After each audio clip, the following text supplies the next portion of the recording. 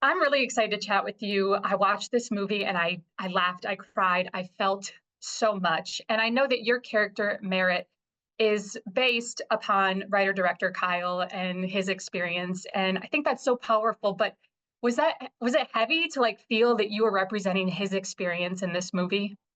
Mhm. It was. Yeah, it was heavy.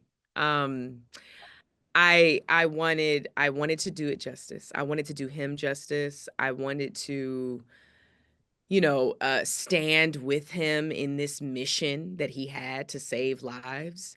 He had already been saving lives in the military, Staff Sergeant Bronze Star, and we very much would not have been able to do the film the way that we did under the sort of with the difficulties that we had. We had logistical difficulties too. We wouldn't have been able to do it if he did not sort of run that set as a sergeant, right?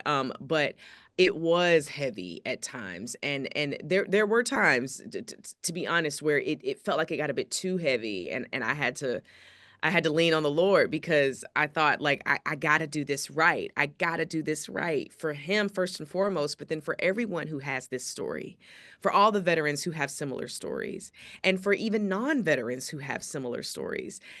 I want to make sure I do it right, and so I really had to lean. I had to lean on I had to lean on the Lord, I had to lean on him, I had to lean on, everybody. I had to lean on Natalie and Ed and Morgan and Utkarsh and Gloria. So thank you for asking that question because I'm so grateful for it though. Like it's like this weight.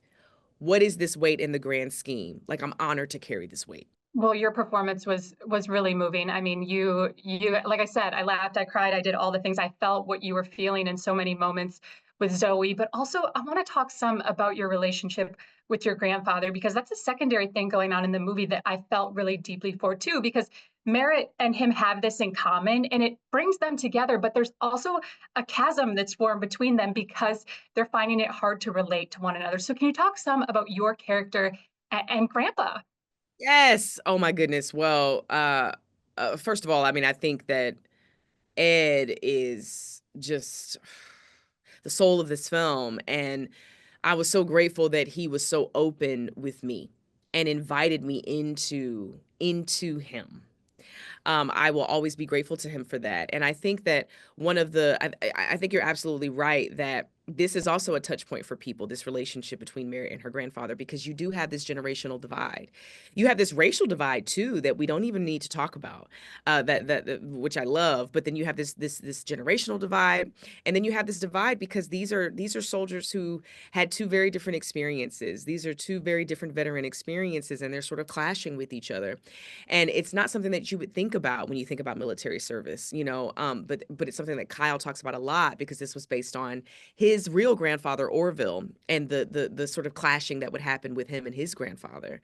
But I think it's so beautiful because when you see these two people come together, when you see these two people grieving at the same time also, I feel like I feel like it communicates so much life, and I think it also communicates so much promise as well. I think it's really beautiful, and I love that it's in the film. Yeah, I loved watching their relationship unfold, and I agree. Ed was amazing in this, but you guys worked really well together. I also want to applaud Kyle's decision to tell his story through the female perspective because he didn't have to do that, and we don't often see that. I've seen a lot of military movies about a man's experience coming back as a veteran, but not many about a female's. That's exactly right. I have so much respect for him for so many reasons, and that's one of them.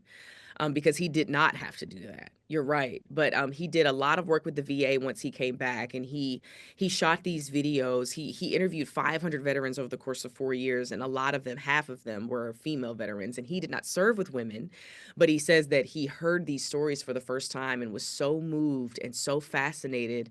And he said, "So if I ever get the chance to tell my story, then I'm going to make sure it's everybody's story." And so that's one of the reasons why he opened it up. And I also feel like, just emotionally speaking, he needed a little bit of distance. And I was able to grant that to him. And, this Cuban woman, Natalie, being able to represent two of his battle buddies gave him just a little bit of distance too, in order to sort of shepherd it and direct it, right? So I just think that. I just think that it's profound the way he decided to tell this story. Yeah, well, I loved this film. I felt so many things, and this is my first time seeing you on screen, but I am forever a fan of yours. I think that you are going to do great things. You really killed this role. So thank you so much for bringing this to the screen. Oh, thank you for saying that. That's so encouraging. Thank you for having me. Can you tell me your last name one more time? It was just such a Lippert Gillaspie. Lippert Gillaspie. Yeah. Congratulations. Hyphenated names. We stand together. That's right. That's right.